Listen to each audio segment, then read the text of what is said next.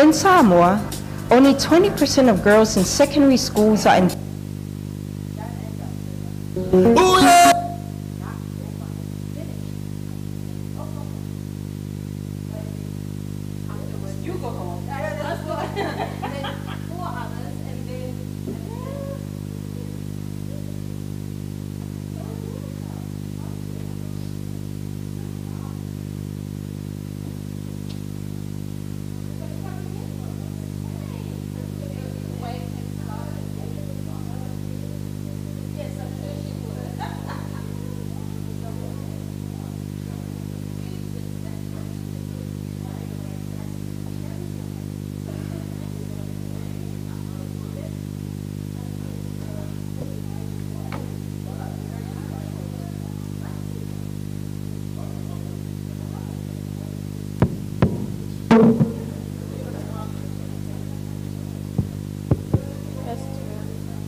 Man, it's so close. Hey.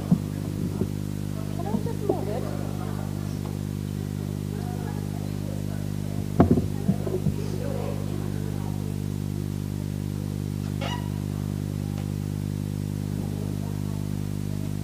Hi. I do. Let's do it. Yes.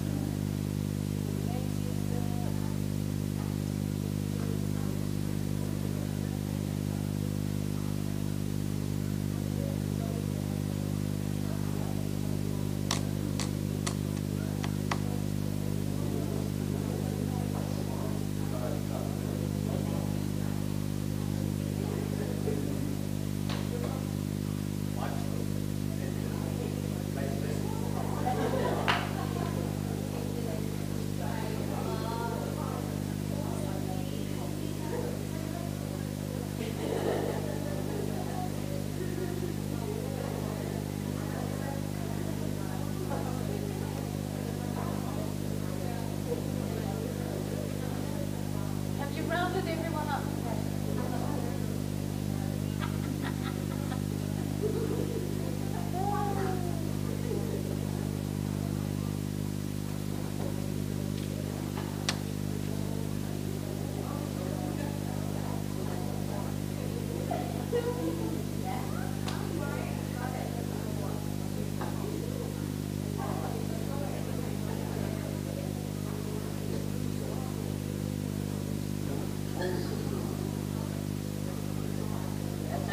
Tito said, 5 minutes, huh?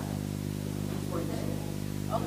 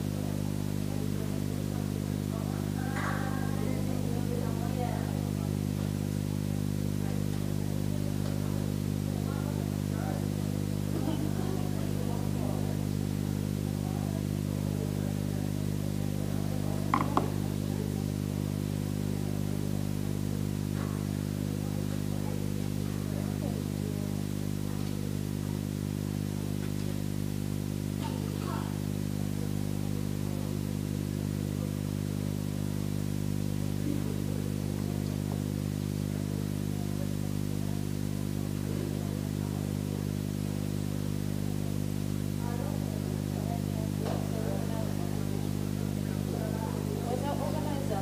Jackie, my host.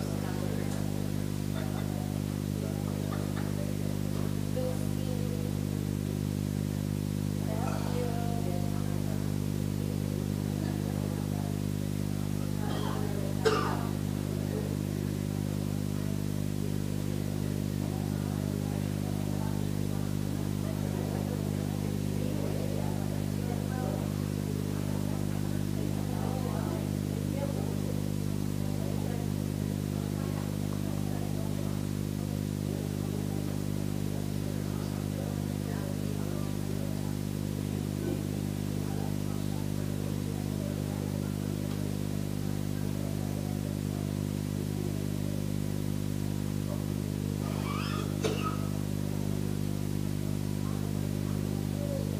Oh, hola. How many more people outside? Where's my co-host?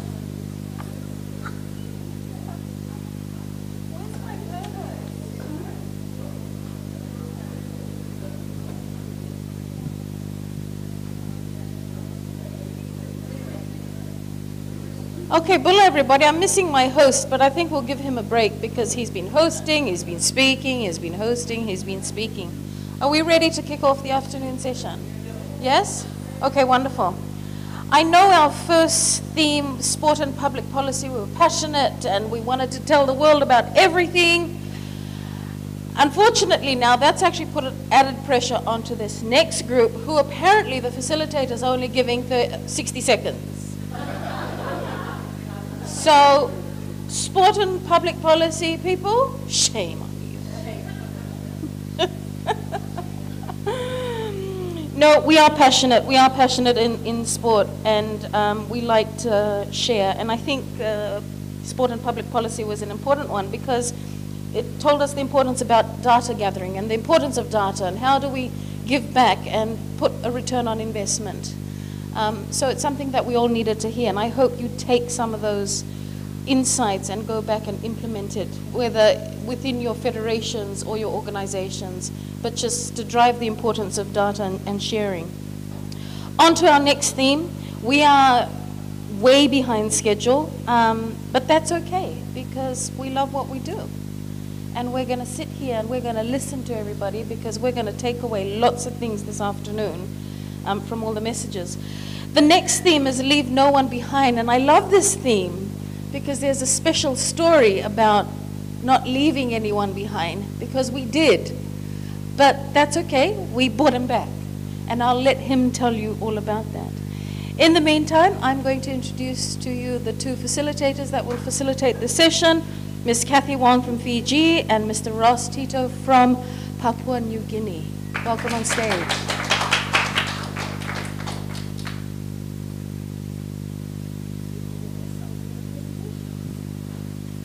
Thank you. I've been in through it simply means afternoon, everybody. Okay. This afternoon session has been introduced, so we will go by the first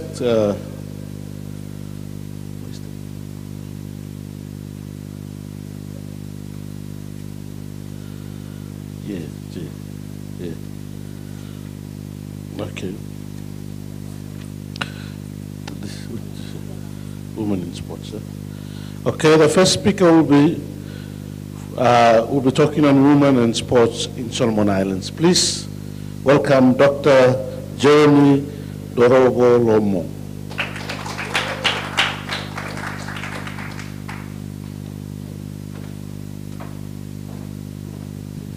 Apparently my co-host didn't say, Jeremy, you've only got 7 minutes. After 7 minutes, you know, I can do a rugby tackle. So if you're not done in 7 minutes, expect a spear tackle from me. Thank you. All right, women and sports in the Solomons. There are other three presenters. There are other three co-authors here from the USB who are colleagues from the Solomons, and one from the Solomon Islands National University in Honiara. This paper will get into a Routledge book chapter that will be out very shortly on women and sports in the Asia-Pacific region. And the aim was to gather sports practitioners' opinions on strategies for improvement of sports in the Solomons. We utilize the nominal group technique, which involves several stages. First of all is to generate initial ideas from individuals, which eventually gets into a discussion and a couple of rounds of voting and ranking.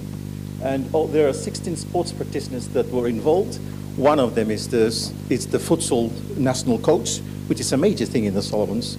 We claim to be the Oceania champions in futsal, the five-a-side soccer, and we'll stick to soccer, not rugby, as we said today, isn't it? As you can see, we'll stick to soccer probably and table tennis. And one of them was the manager of the female soccer team. There are school teachers who were in it and those involved in administration. It was held at Honiara for the rest of the day because we have a couple of other objectives that we'd like to gather opinions from them, so it took the whole day to do so. The findings were that very first one is that there needs to be changing mindsets and viewpoints in sports that can be targeted, that can target gender, social issues, health, peace building, and other pathways in high performance. There is what we call the ethnic crisis in the Solomons in the late 90s and to early 2000s. And so nation building is an important issue in the Solomons. So they failed, the participants felt that whatever that's put in, and this could be probably be intertwined.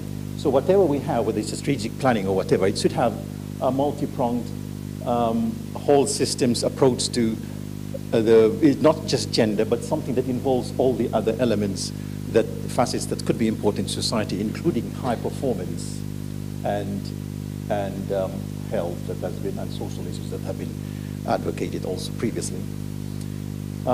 Strategic planning with the Ministry of Home Affairs, because that's the ministry that looks after sports in the Solomons, the Ministry of Home Affairs. with a number of programs, including identification of female talents, so aggressive female identification, and female participation throughout the sports system. So it's important that there is female participation throughout the system, and also aggressive identification. And all of these could probably be all inside a strategic planning or policy was a bigger word for it, I think, that was mentioned today, that could probably encompass a lot of these things that were in here, including talent identification, participation throughout the system. And also, for example, the third one is opportunity for women to participate. That cannot be isolated, for instance, because maximizing participation by by women would directly involve a vibrant strategic planning that's workable, of course, and a structure in which female and people can participate in sports to begin with. Otherwise, they would not be participating in anything mid-air. All right, the fourth one, and these are ranked because the NGT, the nominal group technique, is a ranking and consensus building tool. So these are the ranked things that participants came in after the workshop. So the fourth one is the need to increase coaches, administrators, technical expertise that are female. Of course, this is not only a Solomon Islands issue, it's a Pacific Islands and the whole of the world issue in terms of most of the coaches, and a lot of the things where there is limited entitlement for women throughout historically, for instance, such as coaching. It's seen as something that is a male job. It should not be done by women historically. It's still happening today. Even if it's a female sport, it's coached by a male. And usually women usually end up in volunteering and possibly administrative things. But coaching is a patriarchal gatekeeping area that's over time is seen as a male job. So even if it's a sports that involves women, it's still coached by male. Encourage of girls throughout the school, it's inclusive, that there is probably female participation involves a lot of cultural perceptions. Well, women are participating in certain sports for the first time recently. Rugby, for example, ski jumping even, or marathon, seem to be something that females cannot participate in before. Or rugby, for example, there was a game between the Fiji female team and the New Guinea rugby union team not last year, probably the other year. I was talking to my friend, I'm going to watch it, and he said, oh, you're going to watch lesbians. So society attitude is still prevalent around it. And recent research around rugby in Fiji also states, easily a researcher here at USB, Yoko, who's done a lot of research around those issues. There's still predominantly a lot of, and some of the females who go to play in female clubs, sometimes the parents don't know, they hide to go and play. For instance, so attitudinal around things that are previously seen as masculine and female are not supposed to play still is prevalent, for instance. And scholarships abroad that's attached to academic achievements, so there's something for them to do afterwards. And the need for education in importance of sports and benefits for women, including probably what they discussed, one of the things discussed, maybe more space in multimedia instead of in the media, because of course most of the news is on male sports. All right, and in the Pacific Games, in the Pacific Games, in inception here in Suva, before 2011 New Mayor, where I attended, particularly for table tennis, but with athletes in table tennis. If you analyze that, only 27% of the athletes, Solomon athletes, won the medals that Solomon's gathered in the 15 or 15 now, because it's a New Guinea one, and 73% honored by male. And also that in the last games, all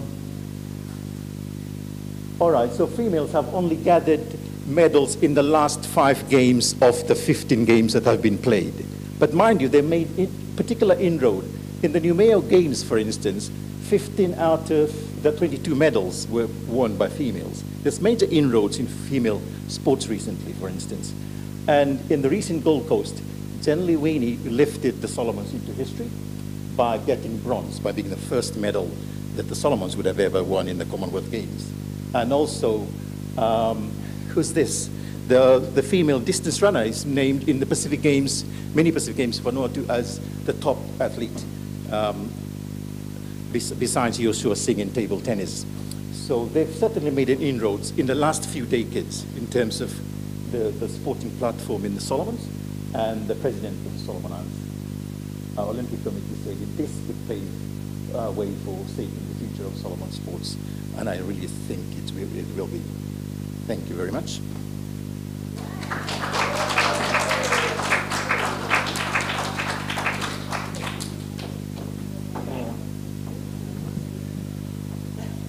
Thank you, Doctor.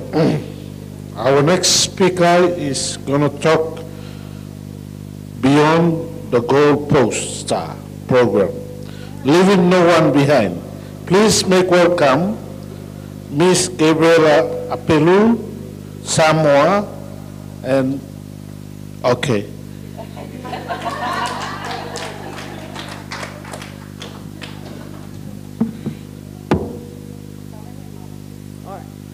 Talofa, everybody. Hi, Bulavinaka. I know everyone's been sitting for a while, so if I could just get you to stand up for a minute, and then we'll get right into it before I get spear tackled by Kathy. So put your books down. Ooh, yeah.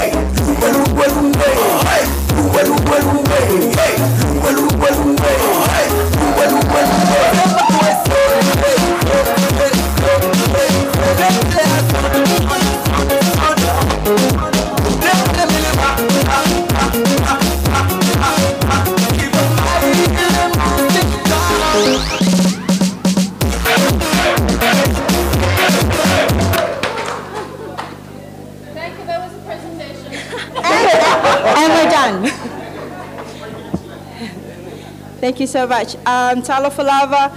So my name is Gabriela Apelu. I am the NRL manager for Samoa, and today I'll be presenting on our leadership program for girls in secondary school called Beyond the Goalpost Star. Okay, so a quick outline, as you can see, because we have time, NRL in Samoa, Beyond the Goalpost Star, the why, inputs, outputs, outcomes, and summary before I'm kind of out of breath here. Okay, we'll skip that because if you need to know what we do, please ask Emma. She's NRL manager here in Fiji, and she lives on islands. You can ask her everything. And just before we get into that, we're going to have a quick video that explains what Beyond the Goalpost Star is.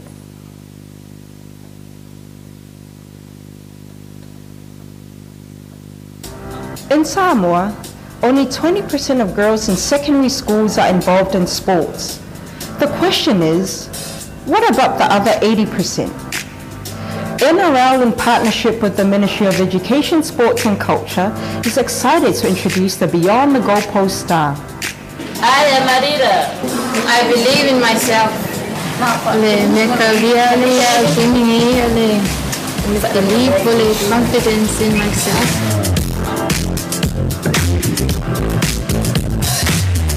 Beyond the Goalpost Star is a girls' leadership program aimed at targeting 80% of the girls in secondary schools who are not involved in any sports or physical activity.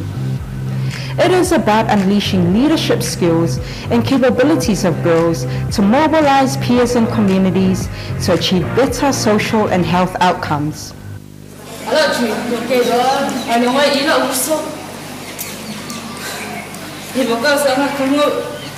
como dream day.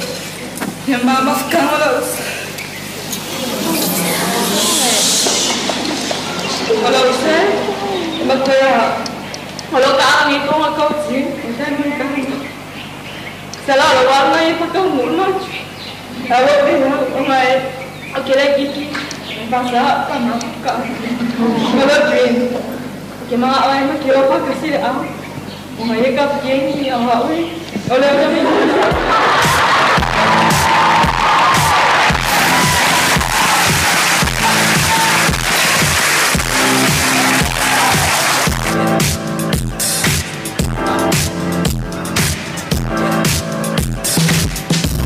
We are today.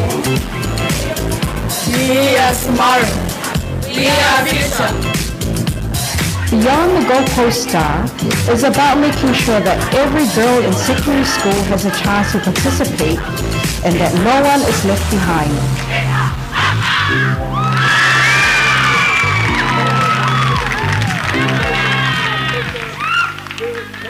Thank you.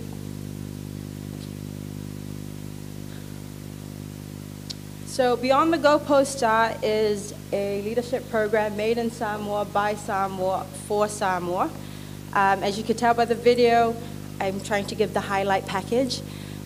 We selected year 12 students, the ones who are not involved in physical activity. So not your superstars, not your athletes, the ones who, the 80% that don't get the chance that other girls do to participate in sports. Not the superstars of the school. And coming from the same pathway, I can tell you that that is quite true. So we selected year 12 students as this allows us a time frame of 2 years to check and observe what we set out to do is achieved. In 2017, we launched the program last year, and as we came into 2018, we made a lot of changes. One of them being the fact that Beyond the Goalpost Star in 2018 is faith-led. As we all know, 3 things bring all our Pacific countries together, and that is faith, culture, and sport. So in 2017, we began BTG Star with a focus on allowing the girls to identify the barriers to their non-participation in physical activity, to come up with solutions and event that would then break down this barrier, to allow them to lead, to become a collective support system that encourages them to achieve without fear and without discrimination. A few of the barriers that they identified last year was a lot of them could not participate because of their familiar obligations. I have to apologize, English is my 3rd language. So they didn't get the chance as their parents have different priorities for them. Some stated that they weren't fast enough, you know, they not the right shape, not the right for a certain sport. So they came together and decided that they would do Zumba days, as dance was a form of bringing everyone together without discriminating in skills. They had interclass sports days where they designed, implemented, and officiated their tournaments, and they became walking billboards on how to be good people. At the end of the year, we awarded each school a Beyond the Goalpost Star leader at their end-of-year prize giving. So we target the girls who are inactive, and at the same time, how do we know it worked from 2007? Well, in 2018, each of those girls from last year has been awarded a leadership role in their schools, and each of them is a prefect. So that's a visual confirmation to us that the program works. This year, BTG Star has evolved. As I mentioned before, one of our biggest changes is that we've redesigned it so it's faith-led, which resonates with our Pacific girls, Samoan girls as well. Currently, BTG Star is in 7 colleges in Samoa. What are we doing differently from last year? This year, we are focusing on social health. For example, last year, all the girls concentrated on becoming involved in physical activity. This year, they've evolved to the point where they're focusing on social health. For example, one of the school projects is to renovate the girls' bathroom for better access to sanitation. Another school project is so that They could do an air conditioning for their school for better improved educational facilities. And yet another school, their project is setting up study tables across the school compound that allows them to study rather than sitting on the ground and getting walked over by other people. And at the same time, one of our biggest changes is that we are building champions for gender equality. Now, one of the classic examples that we have a very unique school in our 7 colleges. St. Joseph's School College is a male school. There's about 500 boys, and in year 13, year 12, there's only 6 girls. So there's 6 girls out of that 500 students. And they are in a unique position where the Beyond the Goalpost Star girls of St. Joseph's have to bring in young men to become voices and champions for women. So pretty exciting. We'll see how it works by the end of 2018 and see if that is achieved. Our next slide. Obviously, we are a Sport for Development program partnership with the Ministry of Education, Sports and Culture, the Sports Division. The why. Why should we care about these girls? Because it is their fundamental human right to live a healthy and happy life. B, to have the opportunity to be educated and to have the same chance to succeed in life without distinction.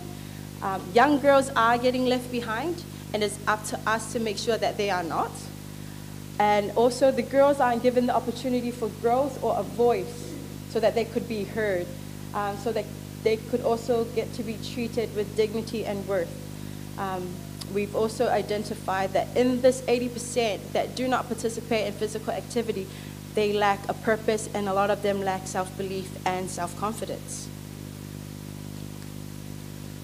Oh, that's the way. There we go. So, in the inputs and the outputs. Inputs is NRL and the staff, NRL and Samoa staff. We run a Dream, Believe, Achieve, which is a goal-setting program. The leadership package training, where we encourage and empower them on how to become more self-reliant, self-confident, and believe in themselves. Ms. Calves with the OSEP training. Sika, you can see there. The girls themselves, the Year 12 students. And then we had Candace Apelumarina and Fila Fuamatu, who were the initial designers of Beyond the Goalpost Star. And we also ran a Beyond the Goalpost Star National College Physical Activity Survey over 2,000 school children, secondary school kids. The outputs are we're looking at a number of BTG Star MOU agreements with secondary schools, running weekly leadership training sessions, a number of BT sessions, workshops held, the number of visits and support for follow-ups, the number of projects planned and implemented, 3 examples I've already just given, and a number of physical activity surveys completed, analyzed, with results shared. So in the short term, in 3 months, we have established an MOU with the Principals Association. This was not easy to do. It took a lot of trust and basically took about 2 years. But Beyond the Goalpost is, we have now been established into the school curriculum and timetable. So we have a set time that the principals allow us to come into the schools. The stars complete their training package and they design a project, such as the ones about the bathrooms, having increased the number of girls that participate in their own schools and communities. Medium term, we're looking 3 to 6 months, is that girls have improved self-confidence, they build strong friendships and trust within their team and themselves, and they also become self-reliant. The long term, which is 12 months, is we're looking at an M&E framework and social media strategy that is currently been designed by Dr. Emma Sherry. And we have leadership roles in school for year 13 girls once they have graduated to year 13, which is year 12 in Australia. We have achieved the projects, and then obviously your SDG 3, 4, and 5. In quick summary, we're focusing on self-empowerment, leading others, service through sport, transformational leadership. The girls are nurtured to lead change by a solutions-focused approach.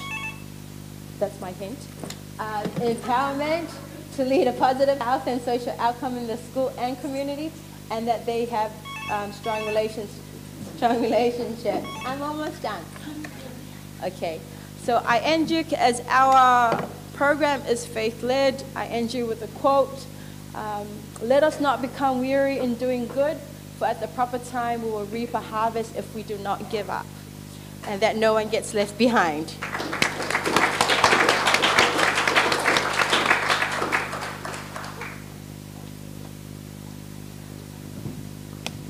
Thank you very much, Gabriela.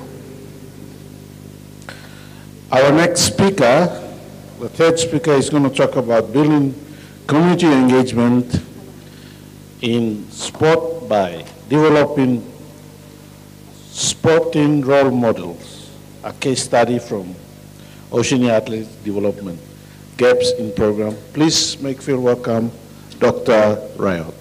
Right, yes, Dr. Riot, thank you. Bula and Vinaka, thank you so much for having me here at the University of South Pacific. My first time in Fiji. My name is Dr. Caroline Rio, but you can see it's spelt Riot, so you can call me Dr. Riot, that's fine. And department, there we go. Just next one, next one. That one, yes. Yep. Thank you, all good. Okay, so yes, my first time in Fiji. I'm here with my husband and my daughter. They're out having a great time, and I do come from the Department of Tourism, Sport and Hotel Management at my university, at Griffith University. So it's a department of pleasure, so I mix tourism and sport all the time. So glad that I was able to do that before coming here to Suva. Thank you very much.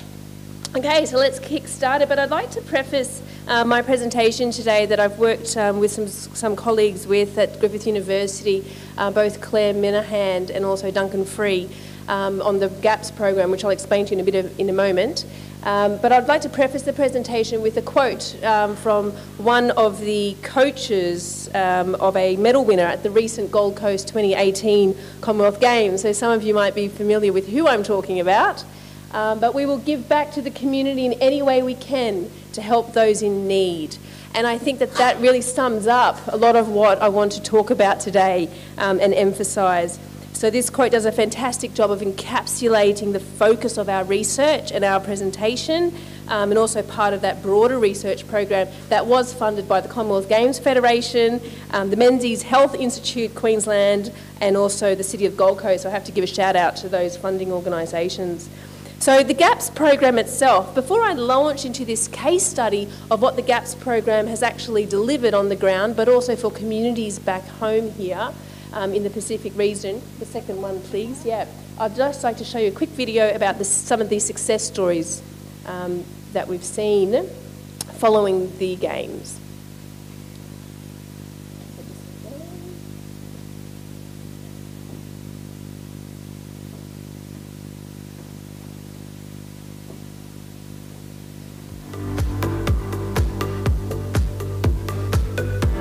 At home, we don't have facilities like here in Australia, because most of the time we train at the ocean.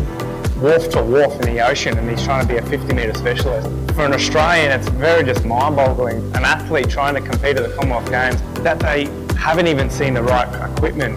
I learned from the coaches some new techniques and skills, and it's been achieving a lot from my technique and skills. The improvement that he's made is dramatic. What I've tried to do is implement sort of strategies and information that would help to provide them with a way of looking at nutrition that helps to improve their performance. Being to this trip really opened my eyes in seeing how nutrition plays a vital role. I'm looking forward to seeing how these guys go. Like, you know, the expectation's not on medals for these guys. It's just really getting in there and trying to some personal best. And hopefully this camp is a good step forward in that process. So I think what's terrific there is that there was some subtitles as well for the Aussies, because their accent can be quite strong. Look, overall, the GAPS program actually stands for Gather, Adjust, Prepare and Sustain. And the program was designed to bring Oceania athletes across from 12 nations to the Gold Coast in the 18-month period before the Commonwealth Games, to give them the opportunity to have access to research expertise, but also access to facilities and expert coaches, and also a whole range of other support services to aid their development. And it was a great success. success. We saw medals being won for the first time. So, for example, we saw the success of the Pacific Island countries. 3 countries, Vanuatu, Cook Islands and Solomon Islands, won their very first medal in the history of the Commonwealth Games. We can't say it's completely attributed to us, but yeah, round of applause to those countries.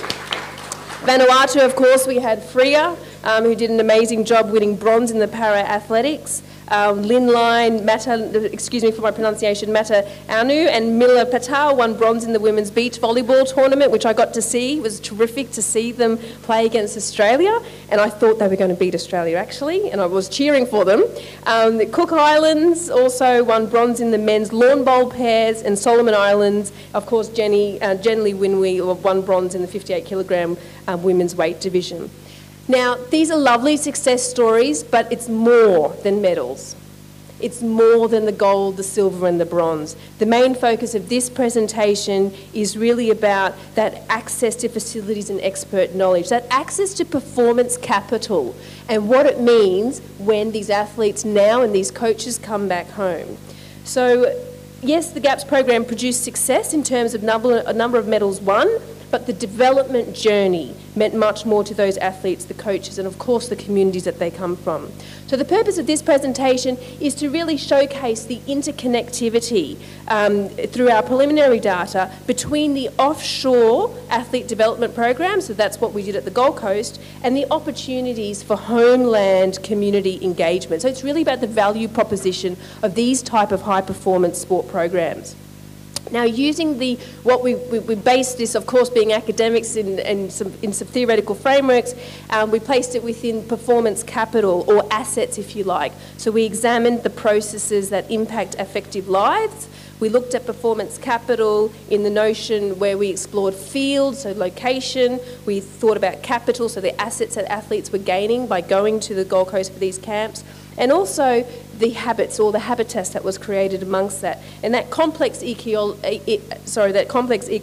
if you like, of effective material and also sensory aspects that comprise athletes' daily lives. So here we're really talking about the feelings, the sentiments, and the resources that the athletes were gaining.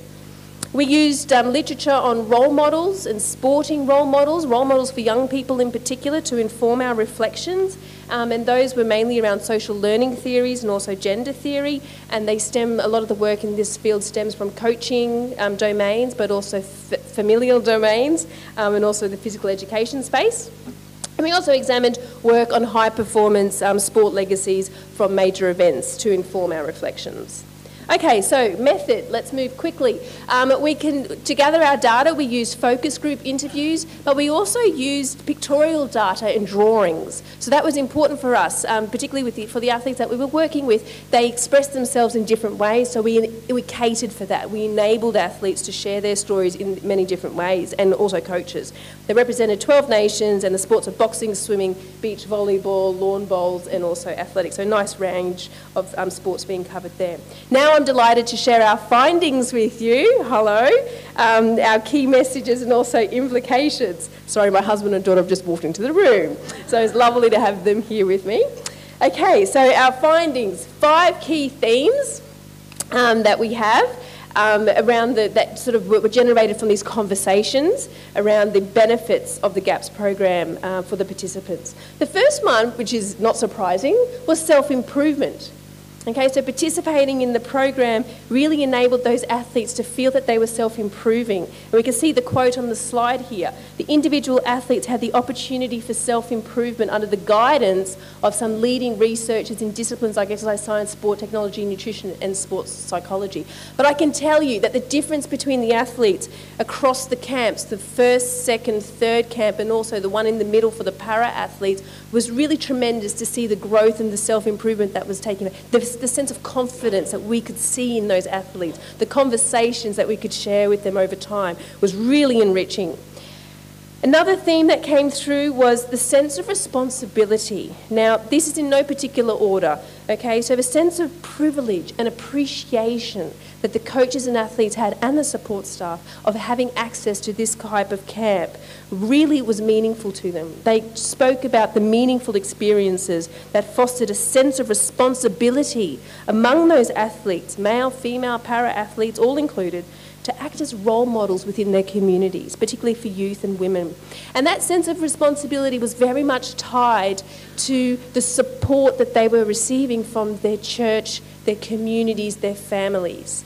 So because of the support that those social networks, those important networks were providing to those athletes and coaches, they had that sense of obligation to give back to their community. So that was a very important part of that conversation. The GAPS program also served as a catalyst to increase support provision. So this was interesting. So this perspective here, that both the athletes and coaches indicated that there was a lack of high performance staff back home. Okay, so for example, in the area of diet, nutrition, sports medicine, and this meant that the coaches had to be the one and all. Okay, so the go-to person for all of that knowledge. So that's obviously quite key. But if you want the whole population of the Pacific, they don't have access to anything but a coach. Maybe 5% of our population have access to regular services. But this started a conversation. And the conversation enabled the coaches, the athletes and the support staff to go back home and talk about, hey, how can we get more access to resources? How can we work together with, for example, Fiji Rugby? Okay, how can we work together with other sports to develop the support systems that are required to aid our performances and our continued development? So some countries had facilities, but access was limited to high-profile sports such as rugby in Fiji, for example. Okay, so this was an important point, and we can see now that there's greater collaboration amongst sports in some instances. Another theme was inspiration and empowerment, and I love this particular quote here: empowering women with a disability back home.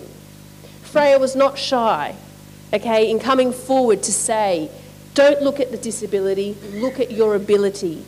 You can do it as I have. If I can make it, you can make it. And this resonates really nicely with some of Aaron Keeney's work with a Fijian athlete and triple jumper, long jumper. Who am I talking about? Eugene? Yes, okay, who was also a GAPS participant. And I'm going to borrow a quote from some of Aaron's work, if you don't mind, Aaron, from major event stardom to working as a development officer at Athletics Fiji. Here are some words from Eugene. Moving among these kids, so this is when he's come back home after the games and working as a sport development officer in athletics.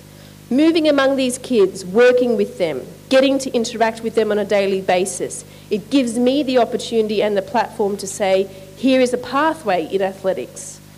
In Fiji, it's always rugby, rugby, rugby. I like my rugby too, so that's okay. It's a big thing, but we get to work with a lot of kids and hopefully they will continue to flourish. So these are important messages that are coming from these athletes coming back home to say that they're having some form of impact, okay, some sort of influence. And the final thing that came through the research was sharing the knowledge. Sharing the knowledge. Athletes expressed a desire to take home they wanted to take that knowledge back home and share it with other less experienced or younger athletes. One coach says here, yeah, pretty much. And when they come and ask me for help, I give it to them. Also, couple of boys in high school still, year 10, 11, they asked me, can you do us a program for next year, for next season? So I did them a program and told them, all right, this is for the next 6 to 8 weeks, and so on. So you get the sense here that this knowledge, this ability to share is something that's ingrained within both the athletes and the coaches. Not just the technical skills, not just about nutrition and recovery, but how to work with others, how to work in that team environment. So this newly acquired knowledge was a way of developing sport within the community. So some good stories there. Now, so what? As researchers, we always want to know so what. So what are the key messages? Within 10 minutes, I hope I'm still on time. GAPS program, this was a catalyst for sporting inspiration and empowerment. Yet, the question remains, how does this directly translate to sport for development outcomes? That's still not clear, and we need to do more work there. And that's okay, we're ready to do it. Okay, so thinking about social impact in particular. Increasing performance capital of athletes and coaches enables us to share knowledge and resources, but also the ability to raise the profiles of our athletes. Okay, that also enables us to promote sport outcomes and opportunities. It's important for us now to think about how we reflect on sporting role models. So in our westernised democracies, sporting role models, particularly in our professional sports, it's not quite favourable. Some of our athletes back home in Australia, for example, are viewed to be villains, or there's a lot of harassment and bullying that might take place, or there's bad behaviour or poor performance off the field. We have the opportunity here through this rich research in the Pacific and the Oceanic countries to see how that's a bit flipped. There's a sense that this can be reversed because the sporting role models that we've seen here in the Pacific are much stronger figures for their communities because of that social networks and that connectedness that they have with church, community and family. So the exchanges that occur between the athletes and their support networks are strengthened pre, during and post major sport events. So that's quite rich. And as we can see here, by way of summary, we have our athletes and coaches inspiring sporting role models, connecting with community through what I've spoken about. But we still have some questions, and this fits very nicely with wanting more, wanting to understand more about how can we maximise resource allocation and service provision for health outcomes and social capital, for example. How can we increase engagement in sport at all levels? How can we realise diversity and inclusion targets by focusing on these outcomes of this high performance program? So there's opportunities now to measure change at organisational, community and individual levels. So watch this space for the next Shaping Up research project. To close, where to from here for developing Oceania athletes and for making sure we don't leave anyone behind? Lovely quote here from David Grevenberg, the CEO of the Commonwealth Games Federation. This GAPS program speaks to the whole relevance of the Games, not just of the high-performance athletes in terms of world record holders and achievers and Commonwealth record achievers, but also where this plays in the development of sport across the Commonwealth. It means we have a lot of potential into the future, and if we invest more resources into it, we'll be better able to get results we'll be able to better results, more medals. And so this speaks to this notion of in-place performance capital. The series of camps have enabled the provision of resources, okay, that open up possibilities for further development. Finally, exploring and measuring impact. There's opportunities now to model the intervention, build on what we've done and extend and explore impact and further reflect on sport for development. A little bit of a pitch here of Griffith's success, but I'm going to move on and say thank you very much. Thank you for having me. Thank you, Dr. Rio. The next speaker will be talking about sports development and LGBT and communication, and communities. Yeah. Is sport a good thing or a bad thing? Dr. Ryan Stoll. Please appreciate him.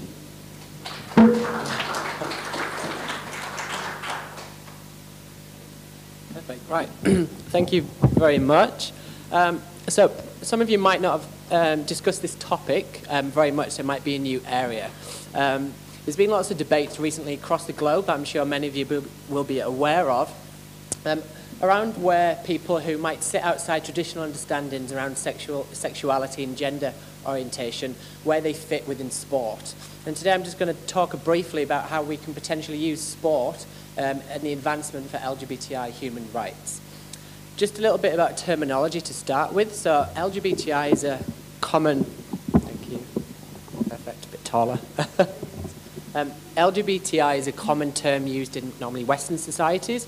In terms of policy documents in the United Nations and Sustainable Development Goals, it's normally sexual orientation and gender identity. So there are other particular terms that are used. So, but what I just want you to understand from this presentation is what I'm talking around diversity and inclusion is anybody who sits outside traditional understandings of what is male and female and this heteronormativity in terms of diverse sexualities and who you might be attracted to. There's been a big push within the Commonwealth countries as well. So in terms of the Commonwealth, 37 out of 53 countries still criminalise same-sex activity, and in many countries it's still punishable by death. So there have been lots of recent developments within laws and human rights, and sport is slowly catching up to this. And I'll go through some examples shortly. When I talk about sport development, or sport for development, I'm basically using it within the context of what we've heard over the last couple of days, how we can use sport to advance human rights for LGBTI people, and how we can progress sports participation and leave nobody behind, because for many years it's not even been part of the conversation. So I've done a lot of work in Australia trying to get LGBTI in policy documents and as a priority. So again, just to give some wider context in terms of how these discussions have started, most of you will know about the World Cup going on in Russia at the minute. There's been lots of controversies and discussions, basically, that should we be awarding mega sporting events to countries which oppress and have not very good human rights, to say the least, around LGBTI, especially around gay men. So there was Sochi, there's Qatar, which is going to be hosting it, and then currently there's been lots of stuff in the media. Mexican fans recently were using homophobic chants.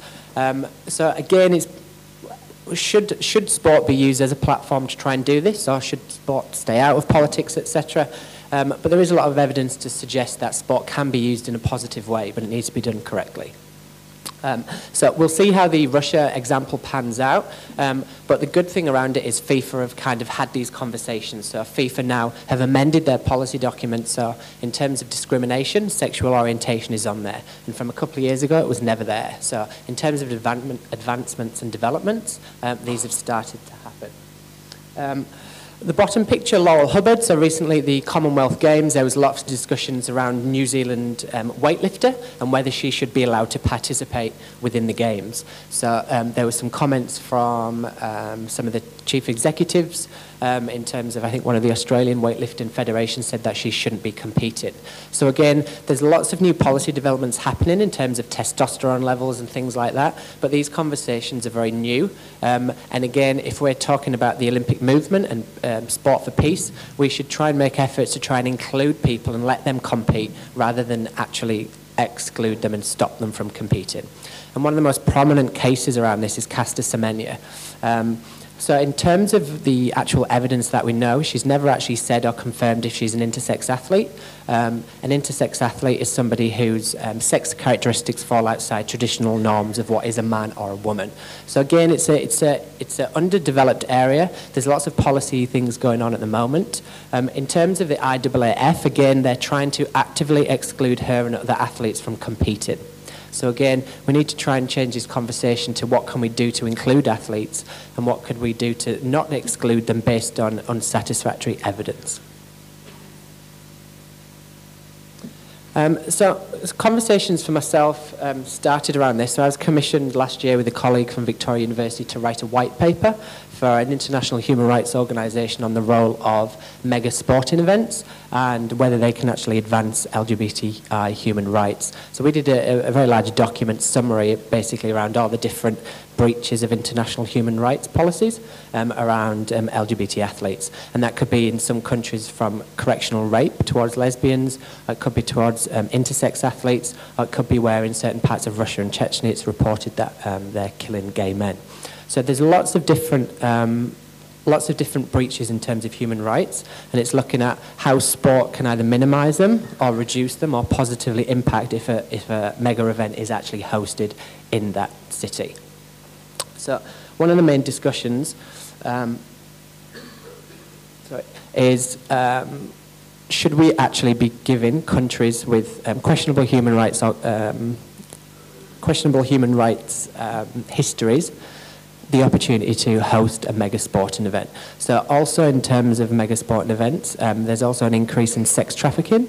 So there's been a lot of reported issues around sex trafficking and women being forced into and across countries. So there are lots of different problems, and we need to start having these debates around actually is sport doing the things that we want it to. And I know there's a presentation on that tomorrow, which I look forward to. So in terms of the sport development literature and what we know, and using sport as a platform for good across countries such as Pacific, we don't actually know that much information. So I've been researching within Australia for the last couple of years, and again, LGBTI inclusion is quite a new concept. In terms of Australia, the evidence base is being developed. We know there are problems with homophobia and transphobia, but we don't actually know in terms of how to engage and increase participation within these communities. And that's where I'll be talking about afterwards around how we can use this opportunity within the Pacific, where gender diversity and people who sit outside that traditional norm are actually playing sports every day.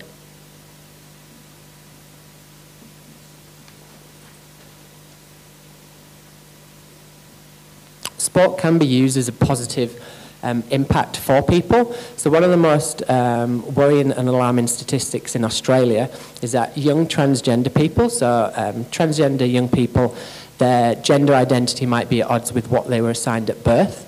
4 out of 5 young people have have committed self-harm, and 1 in 2, have actually attempted suicide. So these are very alarming statistics, and sport can be used as a platform to actually engage these young people so they have meaningful and purposeful lives. What we now need to do, though, is build a research agenda and build a platform so that we have an evidence base to suggest that we know sport can be used positively and try and engage these people who aren't participating in sport. So that's one thing we do know. LGBTI people within Western societies have one of the lowest participation rates in sport, and often they remove themselves from these environments, especially team-based sports. So there are a lot of opportunities in the space that have been happening. One of the main things around it is whether that we're starting the conversation. So for many years ago, and still now, people don't talk about these issues. Sporting clubs might not engage with this form of diversity because they don't know how to do it. It might be too difficult. But there's been a recent series of events that have actually raised the issue, and it means people are starting to talk about it. So Black Rainbow is an LGBTI suicide prevention organisation in the Northern Territory in Australia. I've connected with them in terms of potentially using sport as a platform for suicide prevention. I'm sure many of you will be aware of Ismail Folau and some of his comments towards the LGBTI community, whether people agree with them or not. One of the things it's done, it's raised issues around, for example, LGBTI inclusion in the Pacific region, and especially people who might have varied gender identities. We hosted a Pride round. So in Australia, the AFL is a main sporting code, and they've hosted a Pride round for the last couple of years. Emma's old institution actually evaluated it, and what we've seen is that it's actually changing attitudes and perceptions towards LGBTI inclusion. The other aspect, though, so we hosted it a couple of weeks ago, the 3rd year. For the first year, we had inclusive bathrooms. So there was 3 bathrooms available for everyone who might part of it in terms of the gender diversity spectrum to let them use the toilet comfortably. There was a bit of an uproar, and there was lots of media debates, and they even did polls around whether we should have inclusive bathroom facilities. So in terms of Western society around gender diversity and those who might sit outside what is a man and a woman, we have a long way to go. So in terms of knowledge translation, there's been quite a discussion around policy documents. We've got a lot of policy documents around LGBTI inclusion in Australia, but they don't do anything. So we like to talk about doing things, and we like to talk about potentially engaging people from diverse sexualities and backgrounds, but we don't actually do anything about it. So I lead an organisation called Proud to Play, so we increase participation amongst LGBTI young people under 25. And we've worked with Cricket Victoria, for example, on the bottom around trying to actually engage in this space. It's taken about 2 years just to actually get things going, whereas in the Pacific region, in terms of actual participation around gender diversity, you have people participating on a regular basis, which we don't have. So there's a perfect opportunity for us to learn what's going on in the Pacific region and how culturally it differs from Western societies, but what we can learn and how we can actually help and advance human rights and cultural developments for LGBTI people. And that is me. Thank you very much for listening.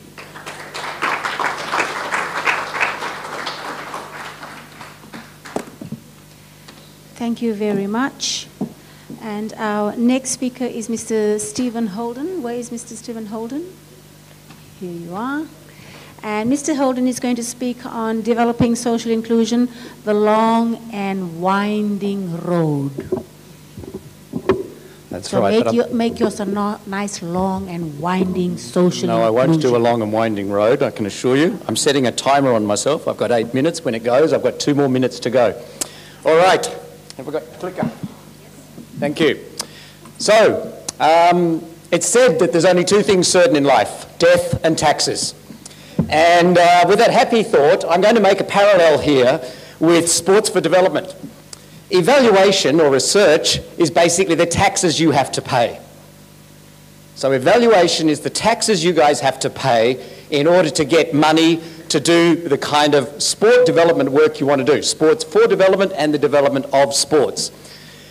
And unlike that saying that the 2 certainties in life are death and taxes, in sports for development, I hope that the paying of the taxes doesn't kill the inspiration and the aspiration of you sports-minded people.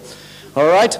Now, this morning, or actually a couple of days ago when I was preparing my slide, I had this background here, and my son, 15 years of age, my little man, he stands about this tall, and he said to me, "What are you doing?" I said, "I'm going to this conference." "What's it about?" "No one's left behind." He says, "I'm being left behind. Why aren't you taking me?" Now, I think there's an interesting point here. From his perspective, he looked at this slide and he said, "That's paradise." And I sat on a plane on the way out here with a whole bunch of tourists, and they say, "That's paradise." And we're here defending the disadvantaged in these places. I just want to highlight that it really depends to a large degree on perspective. And it's important for us not to lose sight of that. And that our evaluation efforts, notwithstanding the comments made this morning about Emma about telling the truth, is about portraying the picture that is best likely to support funding. That's what this game is. It's your taxes. All right, so leaving my son aside for a moment, let's have a look at where this goes. So I'm really not here as a policy person, I'm not here as a sports person, nor am I here as a development person. I'm here as a researcher. So my long and winding road to development through sports or sports for development is really not so much about the programs themselves, and I've heard some great stuff about how do we apply this and how do we make it happen. I'm here about how do we pay the taxes, because I'm here about doing evaluations. And I was called in by Table Tennis Australia, Badminton Oceania and Paralympic Committee to have a look at evaluating their programs on social inclusion. Now, I'm an academic, so I sort of do both evaluation and academic research. And the first thing that occurred to me is it really just depends on your point of view about what is social inclusion. So the definition from the UN, improving the terms of participation in society for people who are disadvantaged. Remember this perspective. Who are the disadvantaged? Is this their perspective that's important? That's certainly one point of view.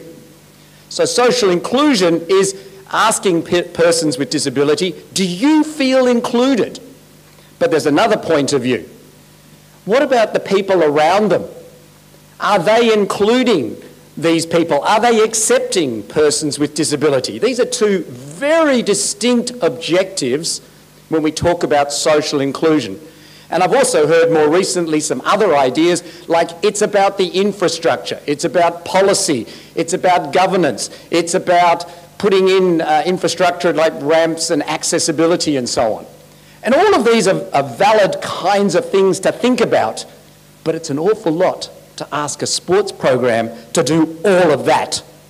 And particularly if you're table tennis or badminton or Paralympics, because these are small funded bodies out of the PSP program in Australia. And from an academic point of view, how much can we change these things in, say, a 3-month program? We gave it a shot. And here in Fiji, we set up a questionnaire and we had a scale. There was a lot of kids, so we tried to make it visual because, of course, the problem might be a language problem. And we asked them on a scale of very unhappy to very happy, a set of things like, and these are standardized scales of, what's your opportunity for access to sport? How much do you feel included in the community? Are you very happy or very unhappy? So the kids circled an appropriate number, and these are the results. Let me just explain the results. This is 400 kids that were surveyed here in Fiji. The pale colour is the able-bodied kids, and the dark bars are the kids with disability. So the kids with able-bodied kids generally give very high ratings for their satisfaction with life. They're very happy with the access to sport, safety, connectedness, included and participate. So we can see the pale bars. But look at where the persons with disability are. They're marginally lower. And if you're into statistics, most of them are not statistically significant different, meaning there isn't really a difference here. This is a bit of a problem in some funny ways. Am I saying, therefore, that we don't need the program? No, the way I wrote the report is, and I don't think it's unreasonable, is this reflects the efforts that have been done over years. And I think that's true. But it also highlights that when we talk about a 3-month program and trying to evaluate its effect on social inclusion, we're going to have a really tough time doing it. We also had another measure of social inclusion. It's the number of friends you have. As it happens, persons with disability, at least the ones we surveyed here in Fiji, had more friends on average than persons without. Now that's curious, but it kind of makes sense. It also raises another point. Is social inclusion when you have a lot of friends, for instance, with disability, or is inclusion when you have a lot of friends that are able-bodied if you're a person with disability? Notice that this notion of social inclusion is slippery. It's moving around. So it's hard to measure. Measuring a change in it is going to be really tough when we see ratings like we've seen here and the one before, where these people have very high ratings, the persons with disability have very high ratings on all of these kinds of elements. So I come back to my picture here. So here we have again paradise or disadvantage. By the way, this is Kiribati, and when I took this photo, I really had that exact concept in my mind. At one level, we from, say, Australia would go to a place like this going, this is just glorious. Some people, you know, lots of people don't work there because they live a sustainable life.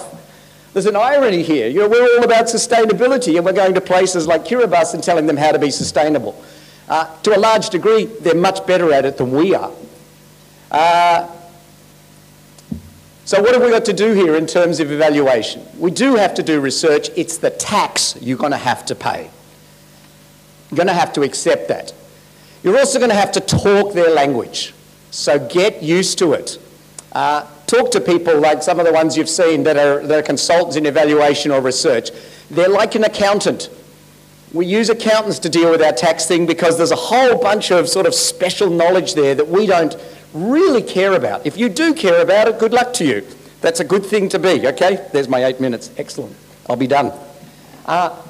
Collect baseline data. I saw a lot of that today, and I like that. I particularly was impressed by the effort to look at you know, the sports contribution to GDP, and I was talking with some people about that. And for all that work, the key result is a table with 5 years data showing GDP and sport contribution. But don't get me wrong, that's really important. But what it does highlight is that it's important for us to collaborate. You guys are all collecting data. Share it. Share the knowledge. And that's what this is about. Measuring SDGs. It's damn difficult. It's really hard. How do you measure things like social inclusion? And this is not new to people in social research.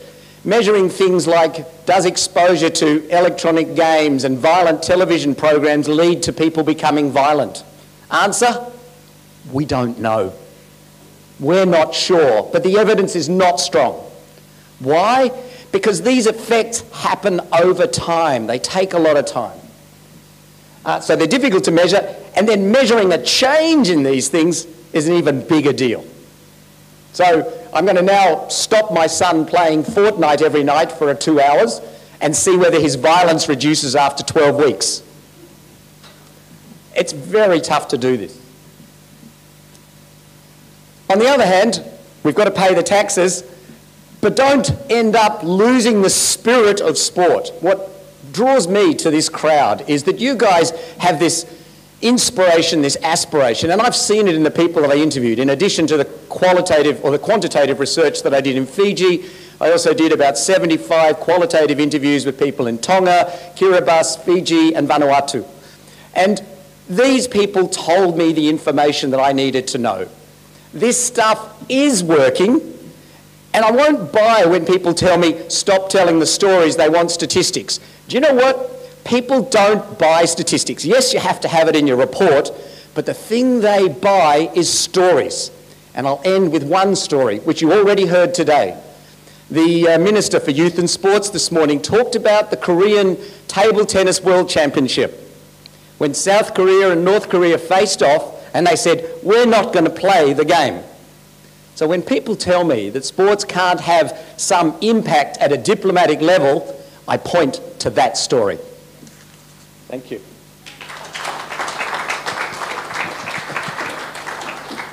Thank you, Stephen. And we now have our last speaker for this session is Mr. Peter Maisey. Peter, are you there? Thank you, Peter. Peter is the CEO of the Fiji Sports Commission and the chair of the Fiji Sports Council and on various private sector boards within Fiji. Thank you, Peter.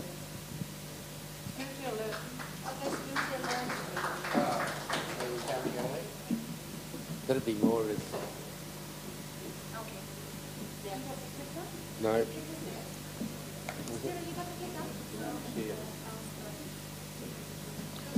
Okay, thank you very much. It's been a long day, so I know that you'll be pleased to get rid of me. So I'm going to take you through an exercise of speed reading.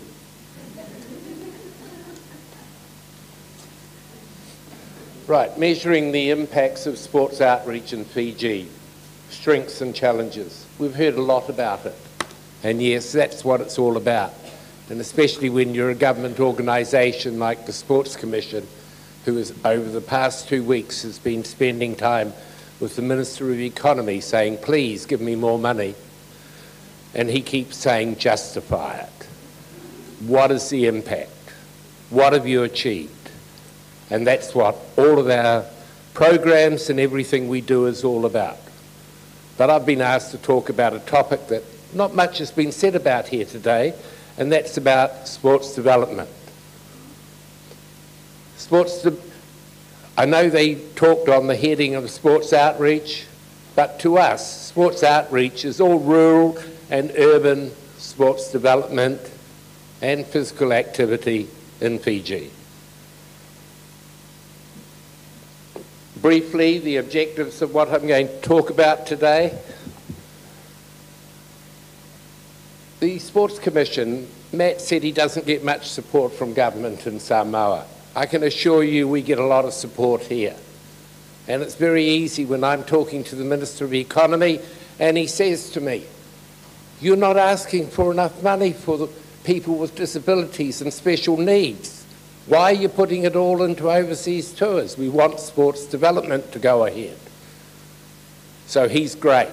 He gave me more money than we asked for, and that was more money than the Paralympic movement and Special Olympic movements asked for and are disabled. The 2013 decree was very much set up by government. It was the objectives set up are clear here on sports development, and that's great.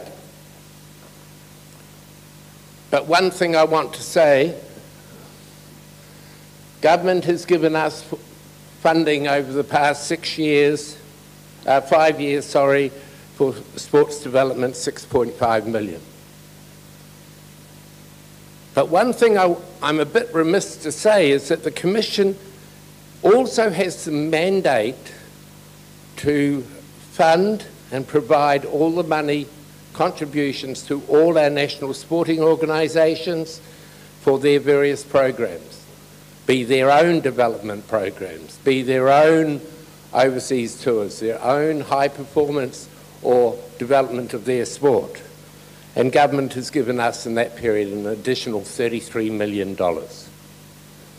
So the government has been supportive, and out of that came our first gold medal in the Rio Olympics that we're very proud of.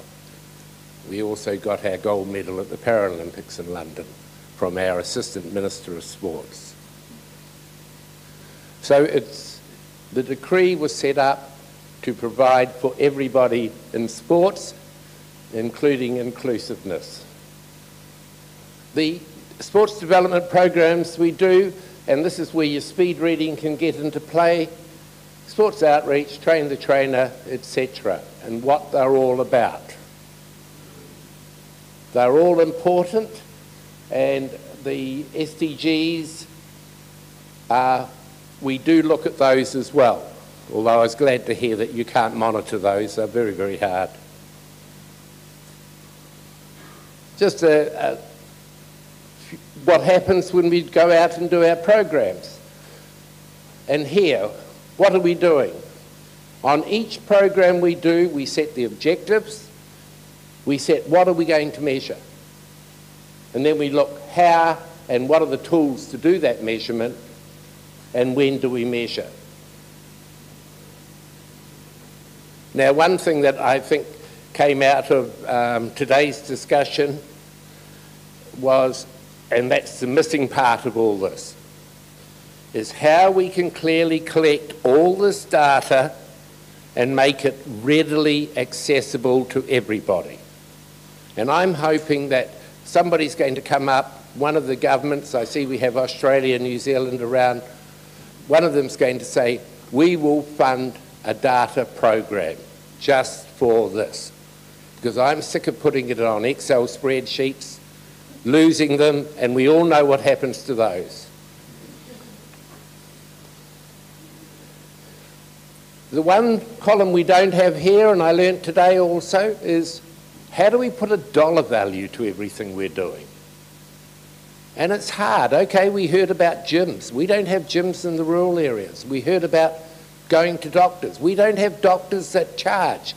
We get free medical care through our government. Maybe government can give us an idea of how we do that in Fiji and in the rural areas. Just continuing on the various things we do, introducing coaching, officiating, and we identify sporting talent. We've made many achievements in this, and you know, I'm going to finish off with some good luck stories and things afterwards. Out of the outreach program, the one thing we found was how are we going to sustain this program? Sustainability is all important. Doesn't matter what we do. So we identified that if we have an outreach program, 100 kids going through a program for a week, living in a village, and we have about 18 staff up there, all qualified. So we then said, we've got to add another week to this program and train the trainers.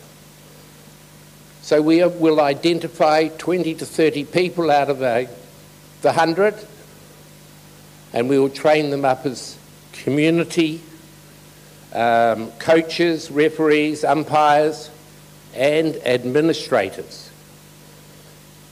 And they are accredited through our national sports organisations.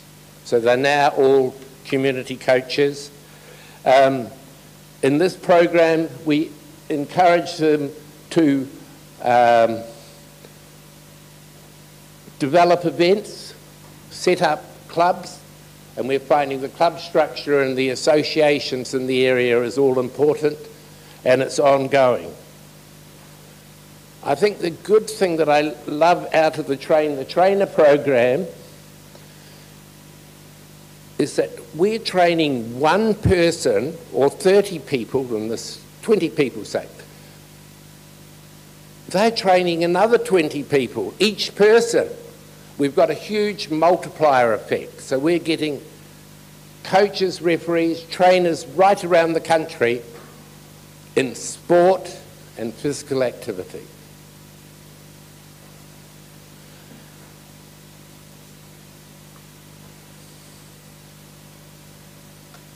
Educate the Educator program. I wish we didn't have to do this, but I think everybody here knows in Fiji we don't have PE teachers. We need them.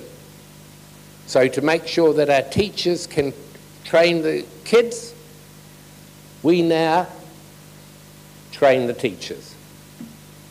And we go, you'll see from some brief statistics that I give you that it's not many teachers have been trained, because we had a Minister of Education under a previous government minister that said stopped our access to the teachers. You can only train them during their school holidays. Thankfully, that has changed with our new Minister of Education. But this program is to upskill all our teachers on the benefits of sports and physical activity. Now, the wellness and fitness program, I think, will be the most successful program we have. It is addressing the issues of NCDs. We've taken it out to the community. It came out of the outreach program that we initially ran. We realised that in the mornings every day we do warm-up exercises. But it wasn't just the youth that are on the program who are aged between 17 and 35. It was the elderly. It was the young kids. So we realised that we've got to address this area of physical activity. Also, it's one of the highest areas where we're finding NCD problems. So we got together with the Ministry of Health and we realised, again, just as we did with our coaches, referees and umpires, administrators, we've now got those in the village. We needed people to sustain our fitness programs every day.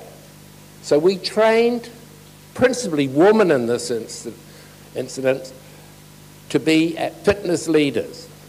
We empowered them, we gave them outfits, we've taken them for special training, we've brought them into Suva from all over the country to go, and now they are running daily programs in every village. Again, we're having a multiplier effect. Now, the Minister of Youth and Sports, who was here this morning, a month ago was up in Ra at one of our outreach programs. He was very impressed by what he saw in the Fitness Leader program. He said, "Peter, can we do something different with it?" So what we did is we got together and we now run every single week a different program in every village in Ra. And last week, the report came back that we go into this program with the Ministry of Health. And they do their checks before, and then we're continuing the checks and coming back.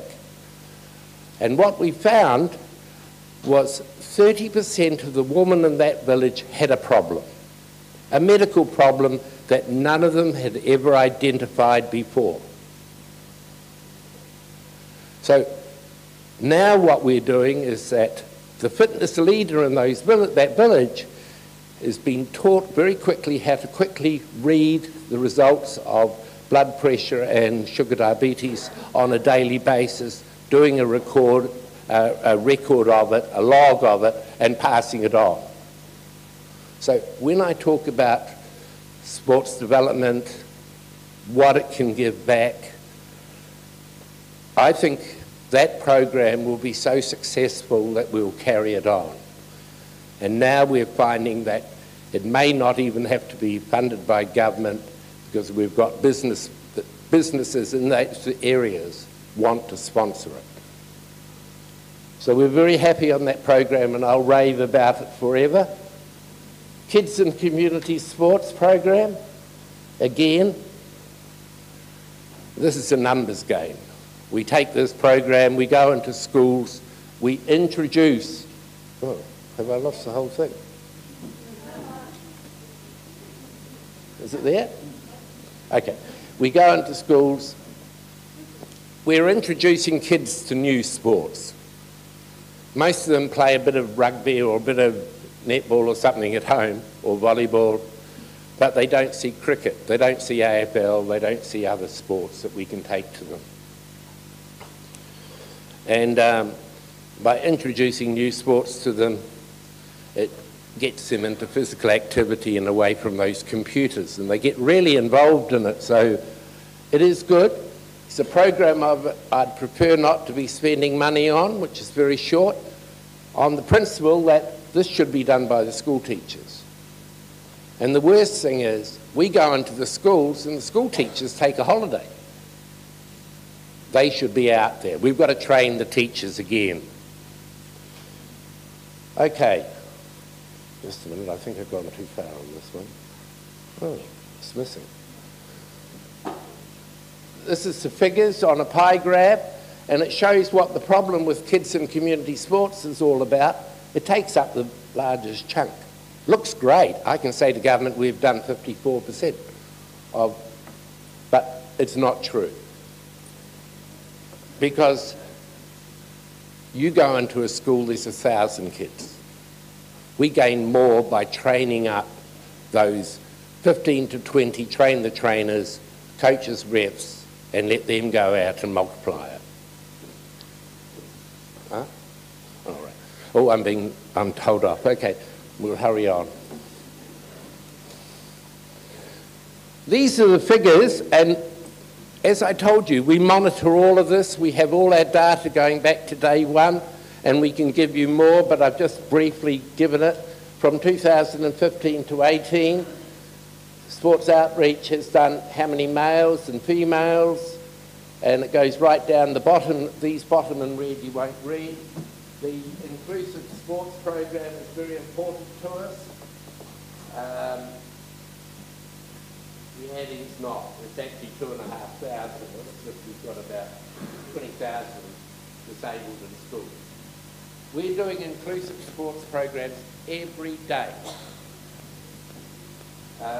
Community assistance, 19,000.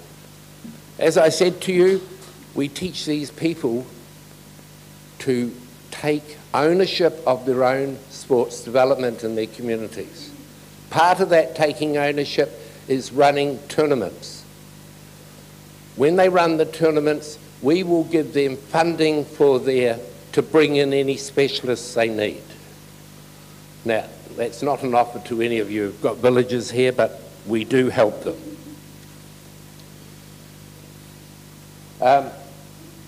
All of this is great, but that's the figure I like. Since 2015, in the 4 years, we've taken sports and physical activity to over 100,000 people in Fiji, which is over 10% of the population.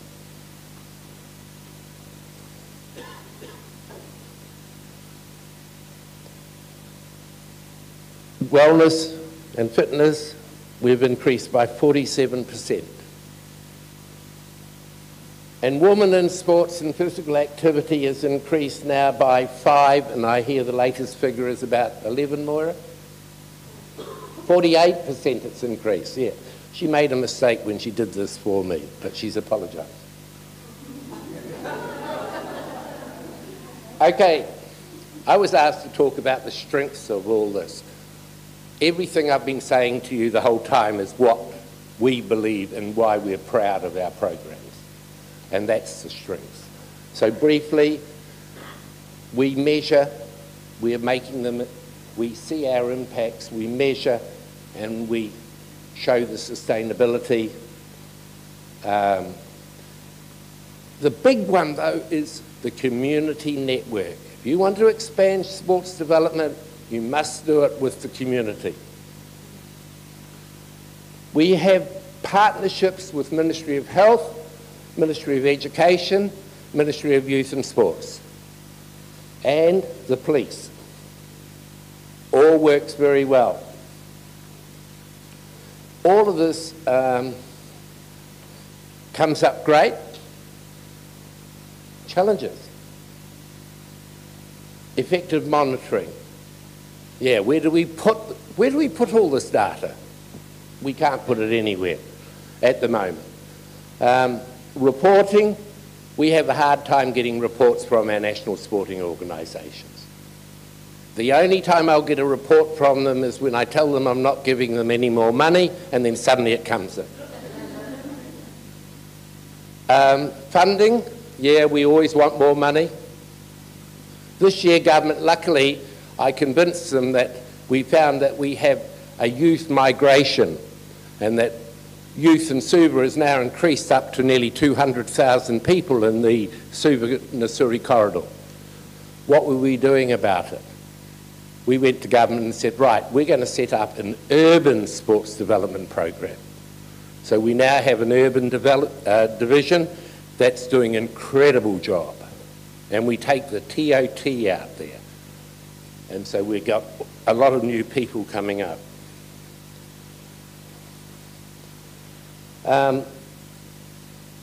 I think that answers all that. There's a few problems within there, but you can see we can sort them all out. But we talk about monitoring and evaluation, and we have to do it. Who's going to train us? We're at USP today, but who's training anybody to do this properly? So we need that in place. I suppose I'll finish. The biggest challenge of all is what government expects. And government expects social and health return on investment. And they want constantly, if Matt will tell you, they ring you from Parliament, oh, we've got a question here. How many people are playing this sport? What's happening there? Yeah, they want monitoring, reporting, they want data. Now, measuring success, I think I've shown you that we are showing success. But I'm going to just call Georgie up, who's my sports development manager, for a quick few seconds to rush through some identifiable successes that have come out of some of our programs. Yeah, he can do it tomorrow. Yeah. Okay, thank you very much. I've obviously spoken too long already. Okay, I could keep talking because there's a... You want to monitor where the money goes? Right, we'd like to get some more and we'll spend it for you. Thank you, Peter. Can I ask the speakers to come up to the front? We'll open the floor for questions. I know we're running over time, but we will charge the happy hour to the first group that made us run later. Right, while the speakers are making their way up to the front, maybe I can start the floor with a question. Okay, before we have a question. Before we go to questions, Jackie's coming around with some yellow post-it notes. She would like for you to write one word on your reflection of how today went. And then on your way out, she's got a lovely white basket for you to throw it in, please. Kali ek word, na? Not one book, one word. Right, thank you. Have you got all the speakers up front? Yes. Okay, I'll just get the ball rolling. I have a speaker question about the GAPS program. Okay, yes.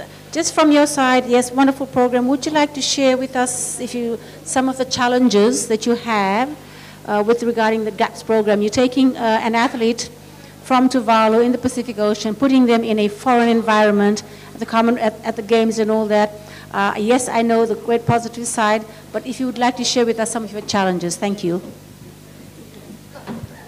So just very quickly, of course there were challenges, and I don't deny that. There were lots of challenges that the athletes experienced with just acclimatizing, really, acclimatizing to the conditions, acclimatising to the food, acclimatising to the intensity of the camp, the expectations that were put on the athletes. I mean, they were waking up at 5:30, 6 o'clock in the morning and then going to bed quite late and moving around quite a lot throughout the day. So the structure of the camp was a little bit to adjust to, and also the intensity of the program, the training programs itself was quite challenging. We also had some concerns around, for example, uniforms and what some of the women had to train in and wear, and in preparation for competition. So, for example, in the sport of beach volleyball, we all know the bikinis, not comfortable for many of us, but particularly uncomfortable for some of the women who participate in the program. So we recognise those challenges, and what I guess was fortunate for us was that we had the opportunity to adjust the program in following camps. So there's many more. Happy to share the report with everybody. Questions from the floor? Yes, we have somebody. Vivian, that's Vivian. Thank you, Vivian, from Netball Fiji.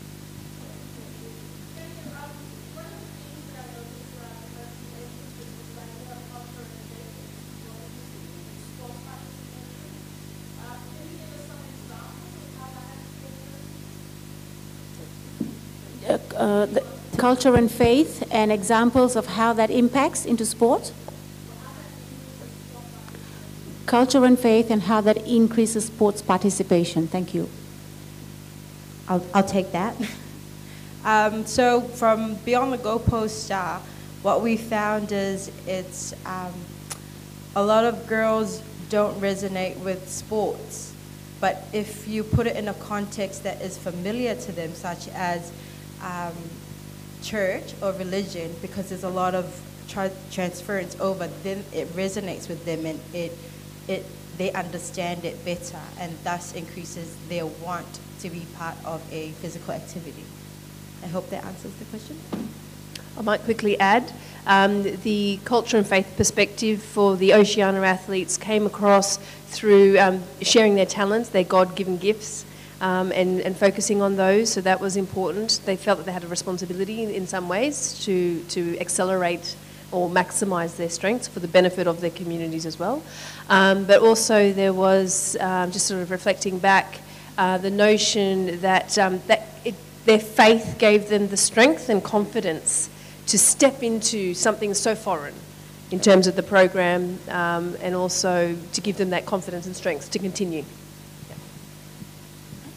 And I talked about gender. So gender is constructed in context and culture. So finding those barriers that possibly stops female participants in participating in things and breaking them somehow, I think is useful in the context, because they're usually constructed socially and within context and within the culture. Other questions from the floor? I have a question for, well, not a question, but Vivian, no offense to netball, but this is about netball. It's about inclusion, and one of the challenges, Peter, I think you can correct me here, one of the challenges we have was, sports to be all-inclusive, and we have Netball Fiji and Constitution in the governance program.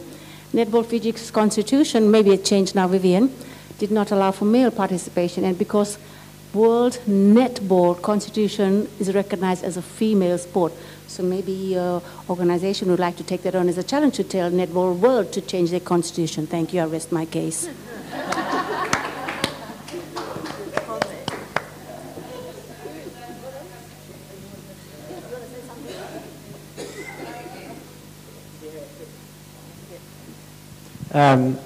There's lots of different developments that need to happen in terms of sport.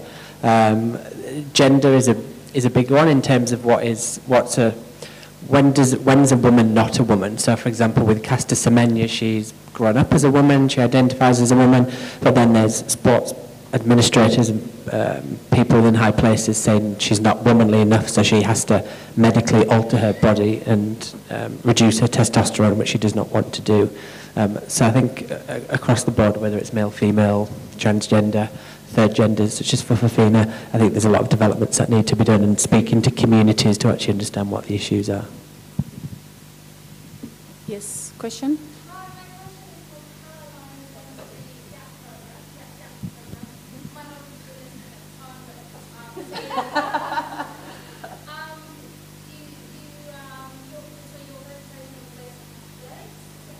Oh, no, five sports. Athletics, yeah, lawn bowls.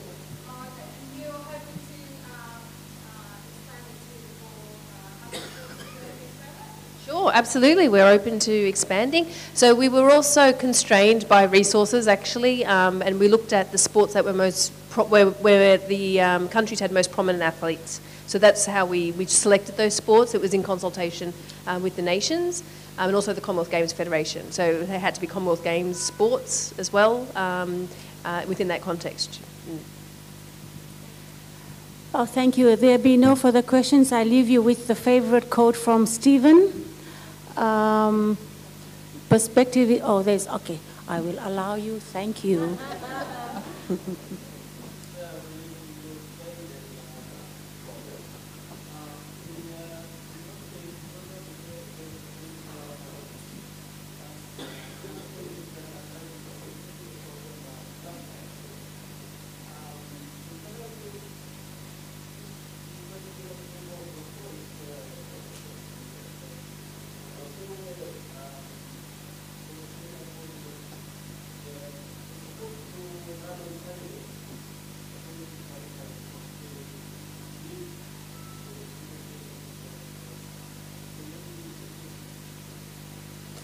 Other question is regarding your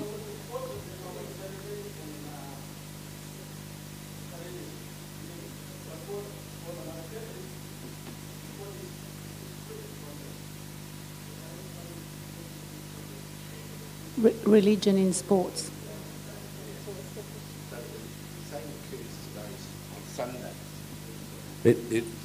Yes, I'm afraid it is something we have to recognise. And but where you have groups like Seventh-day Adventists that won't play sport on Saturday, they play sport on Sunday, whereas the majority of our other races don't play sport on Sunday. Is that what you?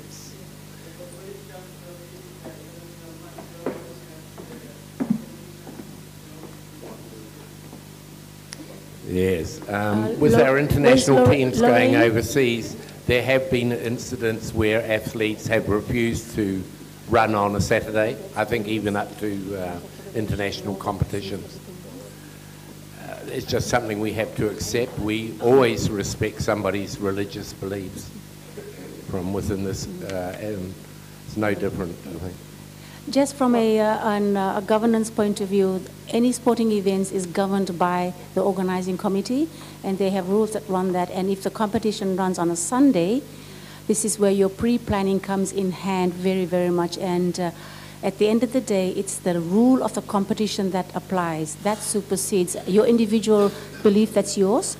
Should you want to practice that, this is where you're pre-planning. Yes, it is a difficult choice. Who's the All Blacks person that never played on Sunday? What's his name? Michael Jones. Michael Jones. He never played rugby on Samoa. Sunday, even though they had test matches on Sunday. He never played on Sunday. And that was his personal choice. Right.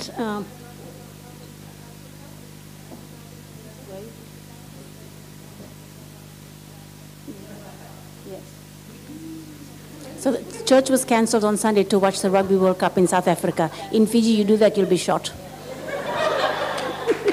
Right. Stephen, I love your quote on your description is in, the perspective is in the eyes of the beholder, and I take that home today. I thank you very much. Perspective is in the eyes of the beholder. I now hand you back to your host for the day.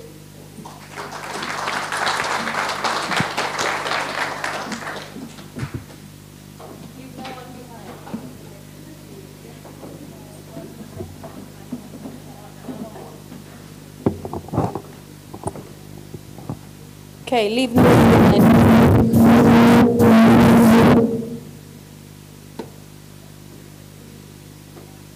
I think it's time to go away.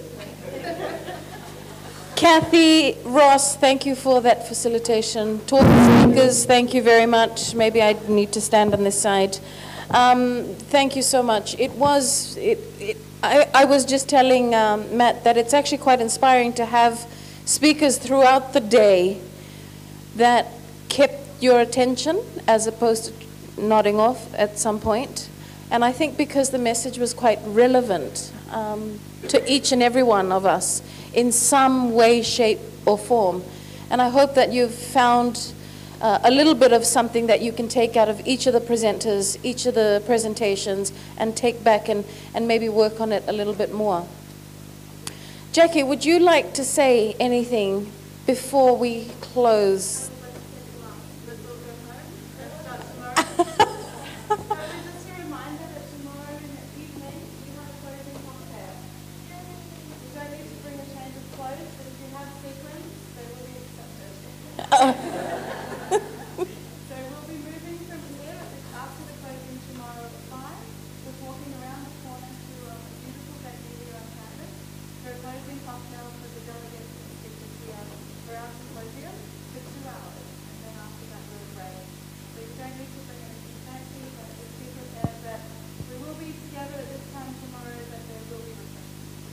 Awesome.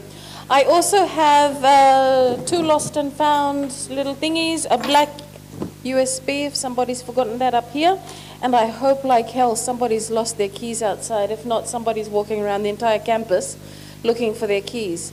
But this is car keys that was found outside, just outside the venue. If it's anybody's, we've got it here. If not, Lucy, you're in trouble. Well, there's no... Ladies and gentlemen, before you go, I will hand it back to Matt. He's got the final words, and then we will have a closing prayer, and then have a good evening. Thank you, Vanessa. Tomorrow morning we start at 9 o'clock, and we look forward to hearing from Professor Dr. Lidma Ondroff on continuing day 2 and our final day. And on that note, for the cocktail tomorrow, just to give you a warning, as it's custom in the Pacific, bring your traditional dancers. We will be expecting some traditional dances from each and every country in the room tomorrow. Thank you. Okay. And we start with a prayer. Let us pray and as we close. Thank you, Lord, Heavenly Father, for enriching us today. Thank you for your energy. Thank you for your patience.